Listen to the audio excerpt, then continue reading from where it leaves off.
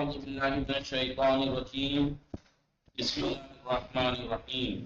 الحمد لله رب العالمين وصلى الله على محمد وآله الطاهرين اللهم صل على محمد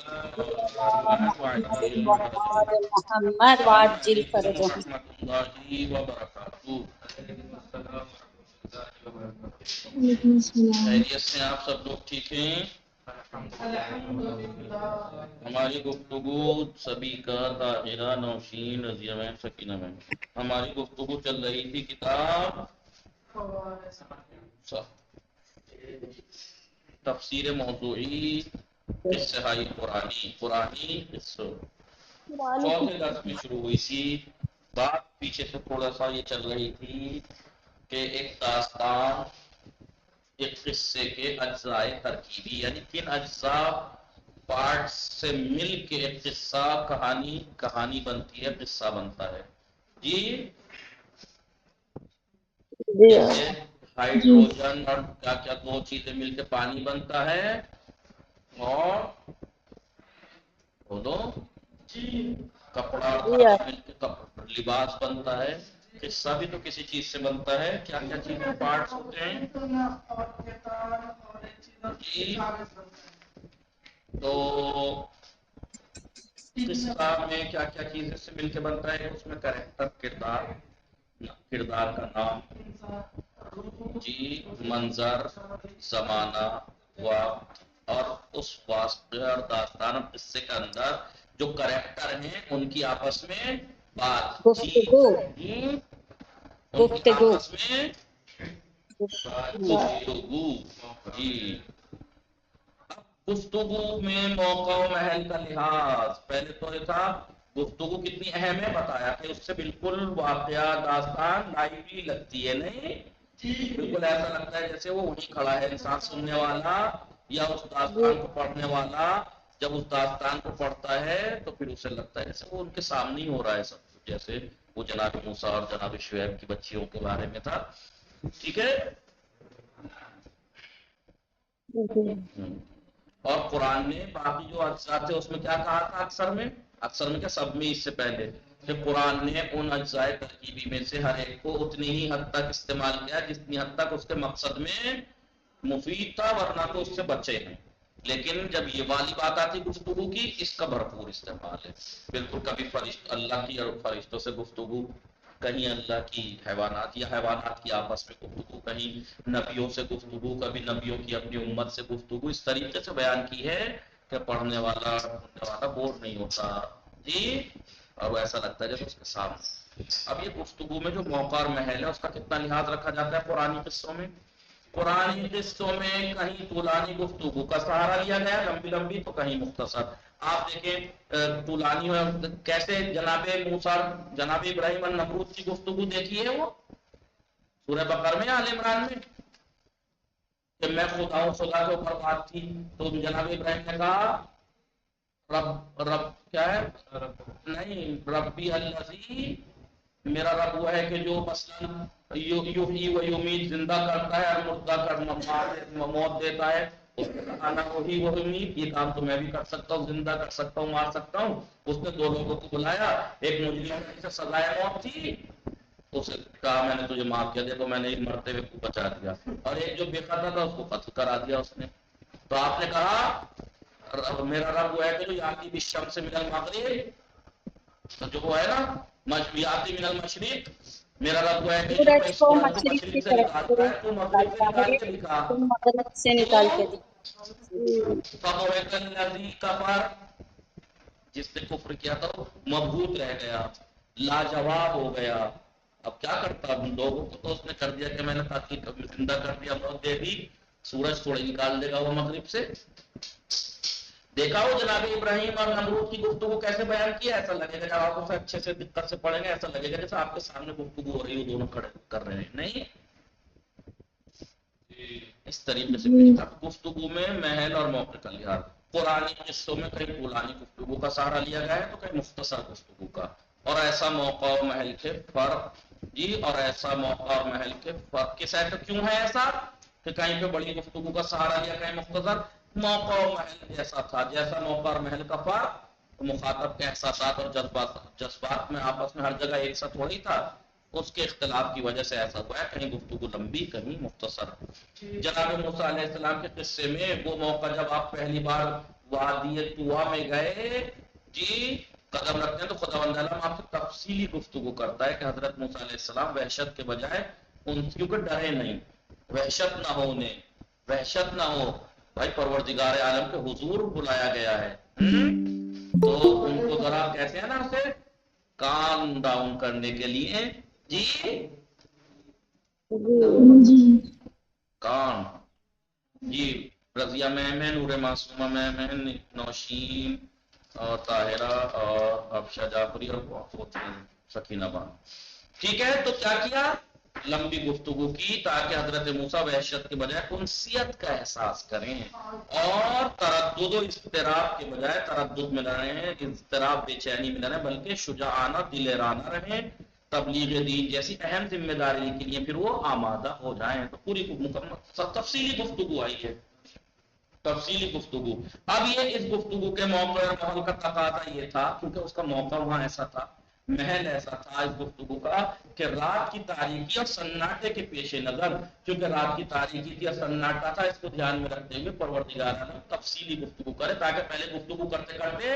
ایک غیبی آواز سے مانوس ہو جائیں، ورنہ ایسا نہ ہو کہ ایک دم سے اچانک سے میں انا ربکم، میں تمہارا رب ہوں، ایک دم سے جی کیا ہو جائے، جی لہٰذا پہلے ان کے کہیں اضطراب نہ ہو، کام ڈاؤن کرنے کے لیے، انسیت کے لیے کہیں اضطراب نہ ہو، تفصیلی گفتگو، کیونکہ موقع محل ایسا تھا، رات کی تاریکی تھی، سناٹا تھا، اسی وجہ سے خدا عالم تفصیل سے اپنے کو پہچانواتا ہے، کیا فرماتا ہے، اننی انا اللہ، میں اللہ ہوں، لا الہ الا انا، میرے علاوہ کوئی معبود نہیں ہے، فاعبدنی، تم میری عبادت کرو، اقم الصلاۃ لذکری، اور بولیے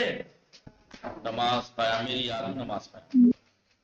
دوسری طرف حضرت موسیٰ بھی اپنے پھر مطالبات تفصیل کے ساتھ پیش کرتے ہیں، گفتگو جبھی تو ہوگی جب یہ بھی بولے، اور اس انداز میں خدا سے گفتگو کرتے ہیں، کیا کہتے ہیں، قالا، جناب موسیٰ نے کہا رب اشرح لی صدری، پروردگارا میرے سینے کو کشادہ کر دے، ویسر لی امری، میرے امر کو، میرے کام کو آسان کر دے، واحلل عقدۃ من لسانی، اور میری زبان میں جو گرہ لگی ہوئی ہیں ان کو کھول دے، یفقہوا قولی، اور میرے قول کو، میری باتوں کو کیا کر دے، جی فقیہ ایسے تفقہ دے دیا، لوگوں کو سمجھ میں آ سکے تاکہ میری باتیں، جی اس آیت سے اور ویسے واقعے کو ملا کے جوڑا جاتا ہے جو دعا کی تھی نا، وَاحْلُلْ عُقْدَةً مِّن لِّسَانِی، میری زبان کی گرہوں کو کھول دے۔ جناب موسیٰ کی زبان نیچے میں تالوں سے چپکی ہوئی تھی، شروع میں جب ولادت ہوئی تھی، کیا ہوا تھا، تو بولتے میں تھوڑا سا پرابلم ہوتی تھی، جی بہرحال، حالانکہ میں نے کہیں پڑھا نہیں ہے اور ہونا بھی نہیں چاہیے ایسا کہ وہ ایسے تھے، کیونکہ معصوم جو ہوتا ہے ہر اعتبار سے کامل ہوتا ہے، ہر اعتبار سے کامل ہوتا ہے۔ موسیٰ علیہ السلام نے عرض کی، تو یہاں پہ ہو سکتا ہے زبان کی گرہ کھول دے، یعنی میں زبان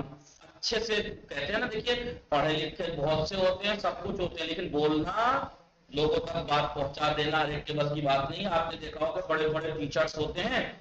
لیکن جو بڑے بڑے ہوتے ہیں وہ اتنا اچھے سے نہیں پڑھا پاتے، سمجھا پاتے، کچھ ایسے ہوتے ہیں جو کم علم ہوں گے لیکن اچھا پڑھاتے ہیں، اچھا سمجھا دیتے ہیں، بولتے اچھا، جی تو میری تعریف کر رہے ہیں، برائی کر رہے ہیں، چلیے، تو ہو سکتا ہے جناب موسیٰ نے دعا کی کہ میری زبان کو فصیح بنا دے، یعنی اچھا موسیٰ علیہ السلام، یہ گفتگو کئی آیات میں بیان ہوئی ہے، کئی آیتوں میں، جبکہ ملائے عام میں جب پبلک کے سامنے بات ہوئی تو جادوگروں سے مقابلے کے موقع پر جناب موسیٰ علیہ السلام اور خدا کی گفتگو کے بارے میں فقط 2 ہی آیتیں نازل ہوئی۔ جب ملائے عام میں تھے، پبلک میں تھے، تو بس 2 ہی، کتنے ہوئے، 2 ہی آیتیں ہیں، کیا قلنا، اللہ کے رحم نے کہا لا تخف موسیٰ، مت ڈرو، انک انت الاعلیٰ، جی والقی، اور تم پھینک دو، ڈال دو، ما فی یمینے کا، جو تمہارے دانے ہاتھ میں، نہیں وہ عصا پھینک دو، تلقف ما صنعوا، انما صنعوا کید ساحر ولا یفلح الساحر حیث اتی۔ جب ہم نے موسیٰ سے کہا ڈرو نہیں، تم بہرحال غالب رہنے والے ہو، تم جیتنے والے ہو، غالب رہے، اور جو کچھ تمہارے دانے ہاتھ میں ہے اسے ڈال دو، یعنی کوئی عصا جو تھا یہ ان کے سارے دھرے کو چن لے گا، یعنی نکل جائے گا۔ لوگوں نے جو کچھ کیا وہ صرف جادوگر کی چال ہے اور بس، اور جادوگر جہاں بھی جائے کبھی کامیاب نہیں ہو سکتا۔ اس موقع پر خدا کو حضرت موسیٰ کے جواب کا کوئی ذکر نہیں ملتا۔ جی کہ جناب موسیٰ نے کیا جواب دیا؟ آپ کے اندرونی اضطراب اور بے چینی کی طرف اشارہ ہوا ہے کہ آپ اس ٹائم جب وہاں پہنچے تھوڑے اضطراب میں تھے، بے چینی میں تھے۔ یہ تو موقع اور محل کا خوب خیال رکھا ہے۔ رات کی تاریکی سناٹا میں اب بلایا تھا، موقع اور محل تقاضا کرتا تھا کہ پہلے انہیں کام ڈاؤن کیا جائے، اضطراب نہ ہو۔ جی تو لمبی گفتگو کی، جب پبلک میں تو دو ہی آئے تھے۔ گفتگو میں مناسبت کا لحاظ، گفتگو جو داستان پرانی داستانیں ہیں، قصے ہیں، ان میں مناسبت کا کتنا لحاظ کیا گیا ہے۔ پرانی قصوں میں الفاظ کا استعمال، جو پرانی قصے ہیں اس میں الفاظ کا استعمال اور عبارت آرائی اور عبارت کو بنانا گفتگو کرنے والوں کی حیثیت اور شخصیت سے بالکل بھرپور ہم آہنگ ہے، میچ کھاتا ہے کہ ایمان و کفر اور بندگی اور سرکشی، ایمان کفر بندگی سرکشی، اس کے آثار و علامات کرداروں کے کلمات اور گفتگو سے ظاہر ہو جاتی ہے، پتہ لگ جاتا ہے کہ یہ مومن ہے، یہ کافر ہے، یہ بندہ ہے، یہ سرکش ہے۔ جی چنانچہ حضرت آدم علیہ السلام کی داستان میں مناسبت کا لحاظ ہے، نہیں حقیقت واضح ہو جانے کے بعد جب خداوند عالم کی بارگاہ میں فرشتوں کے جواب سے انکار، جواب سے ان کا تواضع اور عاجزی صاف پتہ چلتی ہے، وہ کہتے ہیں قالوا، جی خداوند عالم کی بارگاہ میں فرشتوں کے جواب سے، جو انہوں نے جواب دیا فرشتوں نے، اس سے بالکل پتہ لگتا ہے کتنے تواضع تھے، عاجز مانا انہوں نے اپنے آپ کو۔ کیا کہتے قالوا، فرشتوں نے کہا، سبحان، سب نے کہا سبحانک، پروردگار تو پاک و پاکیزہ ہے، لا علم لنا، ہمارے پاس کوئی علم نہیں ہے، الا ما علمتنا، مگر وہی ہے جتنا تو نے ہمیں سکھایا ہے۔ یعنی پروردگار، خدا نے کہا تھا نا انی عالم ما لا تعلمون، جو بھی تھا اسماء کے بارے میں پوچھا تھا، وہ کون تھے؟ اسماء کون سے تھے کہ اسم جو تھے وہ نہیں، لوگ فرشتوں سے کہا تم بتاؤ، سب نے کہا پروردگار ہمیں تو اتنا ہی پتا ہے جتنا تو نے سکھایا ہے، ہم پہ علم نہیں۔ تو ان کی آج سی چمک رہی نہیں چمک رہی، انک انت العلیم الحکیم، تو ہے فقط علیم اور حکیم۔ جی لیکن جب شیطان نے سجدے کے متعلق خداوند عالم کے مقابلے میں اکڑ کر کے جواب دیتا ہے تو کہتا ہے انا خیر منہ، انا قالا، شیطان نے کہا انا خیر منہ، میں اس سے بہتر ہوں، خلقتنی من نار، تو نے مجھے آگ سے خلق کیا، وہ خلقتہ من طین، اور تو نے مٹی سے خلق کیا ہے۔ یہ کہنا چاہ رہا تھا کہ آگ مٹی سے افضل ہوتی تو میں کیوں سجدہ کروں؟ تو پتہ لگ رہا ہے نہیں گفتگو سے کہ کون کافر کون مومن؟ جی فرشتوں کی گفتگو سے لگ رہا ہے کتنے متکثر متواضع بندے ہیں، بندے مطلب وہی مخلوق، اور شیطان کی اکڑ دیکھیے۔ اس نے کہا کہ میں ان سے بہتر ہوں، تو نے مجھے، انا خیر منہ، میں ان سے بہتر ہوں، کیوں؟ تو نے مجھے آگ سے پیدا کیا اور انہیں خاک سے پیدا کیا۔ اسی طرح جہاں خدا سے دعا و مناجات کی بات آتی ہے وہاں عبارت میں ایک خاص سوز و گداس پایا جاتا ہے جب دعا کی بات آتی ہے، جیسا کہ فرعون کی دھمکی کے بعد جب دھمکی دی فرعون نے کہ میں تمہیں قتل کرا دوں گا، تو جادوگروں کا لہجہ اس یہ ہے، ملاحظہ کیجئے۔ پھر کیا کہہ رہے ہیں، جا تو بالکل ہی گناہگار تھے، کیا تھے، لیکن جب ایمان لیا آمنت برب موسیٰ و ہارون، ایسے کچھ تھا۔ یہ تو فرعون نے بھی کہا تھا ڈوبتے وقت آمنت برب موسیٰ و ہارون کے رب پہ ایمان لیا۔ کیا کہہ رہا ہے اب یہ جادوگر، ربنا افرغ علینا صبرا وتوفنا مسلمین، کتنی نرمی، کتنا سوز، کتنا عاجزی۔ ربنا افرغ علینا، ہم پر صبر کی ربنا افرغ علینا صبرا، صبر کی بارش فرما، وتوفنا مسلمین، اور ہمیں دنیا سے مسلمان اٹھا۔ جی اسی طرح دوسروں کی جانب سے جو دلیل پیش کی جانے والی دلیلیں اور برہان ہیں ان کو آسانی سے قبول کر لینے کے سلسلے میں جب کوئی آسانی سے قبول کر لیتا ہے، اس میں اہل حق کی عادت اور ان کے برخلاف اہل باطل کا کیسا ہے وہ گفتگو کا بھی پیش کرتے ہیں۔ جی دلیل و حجت سے کترانا باطل لوگوں کا، اہل باطل کا دلیل و حجت سے کترانا گفتگو کے انداز میں بخوبی بیان کیا جاتا ہے کہ مومنین کے درمیان سے جی اللہ کی طرف سے یا کسی کی طرف سے اللہ نے اگر دلیل اور برہان پیش کی ہیں تو جو حق والے ہیں ان کی عادت کیا ہے کہ ایک دم قبول کر لیتے ہیں، لیکن اس کے برخلاف اہل باطل ان دلیلوں سے حجت سے کتراتے ہیں، اس گفتگو سے واقعہ داستان کی گفتگو سے بخوبی اس میں بیان کیا گیا ہے، جیسا کہ قوم سمود اور جناب صالح علیہ السلام کی داستان ہے۔ جناب صالح کی قوم کی سمود کیا وَإِلَىٰ ثَمُودَ أَخَاهُمْ صَالِحًا، جی، اور ہم نے إِلَىٰ ثَمُودَ قوم سمود کی طرف اخاہم ان کے بھائی صالح کو بھیجا، قال انہوں نے کہا یا قوم اعبدوا اللہ، جناب صالح نے کہا ہے میری قوم اللہ کی عبادت کرو، مالکم غیرہ، جی اللہ کے علاوہ کوئی خدا نہیں ہے، ہوا انشاءکم من الارض، اس نے تمہیں زمین سے خلق کیا ہے، زمین سے پیدا کیا ہے، واستعمرکم فیہا، اسی میں تمہیں آباد کیا ہے، فاستغفروہ، اس سے استغفار کرو اللہ سے، ثم توبوا الیہ، اس کی توبہ کرو، اس سے توبہ کرو، ان ربی قریب مجیب، بے شک میرا پروردگار قریب تر ہے، دعاؤں کو مجیب، دعوت قبول کرنے والا ہے۔ قالوا، تو ان کی قوم نے کیا کہا ان سب نے، یا صالح قد كنت فینا مرجوا قبل هذا، جی یا صالح، اے صالح،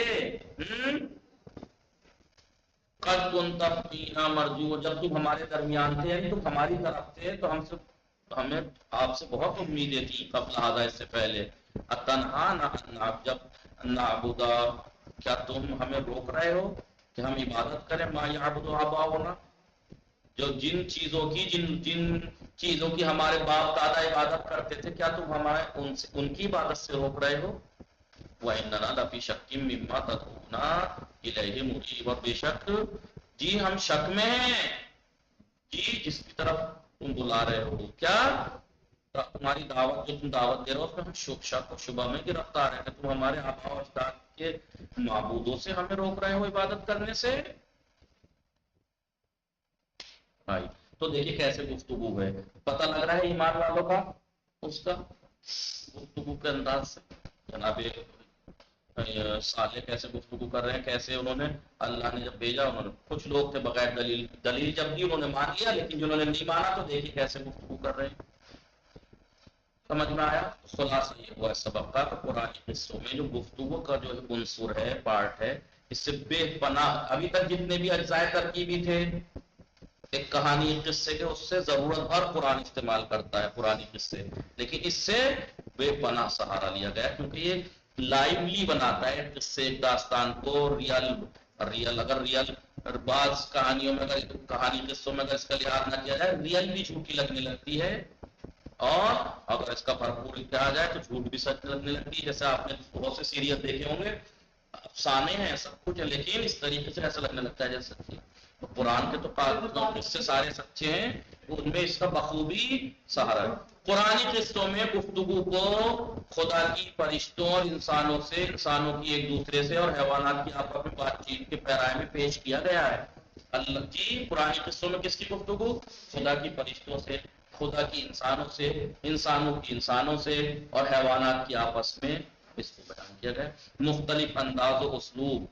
مناسبت کا لحاظ بھی اس میں رکھا گیا، موقع محل کا بھی خیال، قرآن قصوں میں گفتگو کی یہ خصوصیات ہیں۔ قرآن قصوں کی کیا خصوصیات ہیں کہ مختلف انداز و اسلوب سے بیان کیے گئے ہیں، مناسبتوں کا لحاظ کیا گیا ہے، موقع اور محل کا لحاظ کیا گیا ہے۔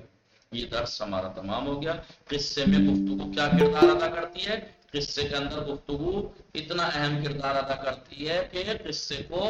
لائیولی بنا دیتی ہے، جیسے زندہ جاوید، جیسے ہم اس کے سامنے ہیں اور وہ ہمارے سامنے ہو رہا ہے، وہ سب جی وہ سب ہمارے سامنے ہو رہا ہے ایسا لگتا ہے۔ یہ گفتگو سے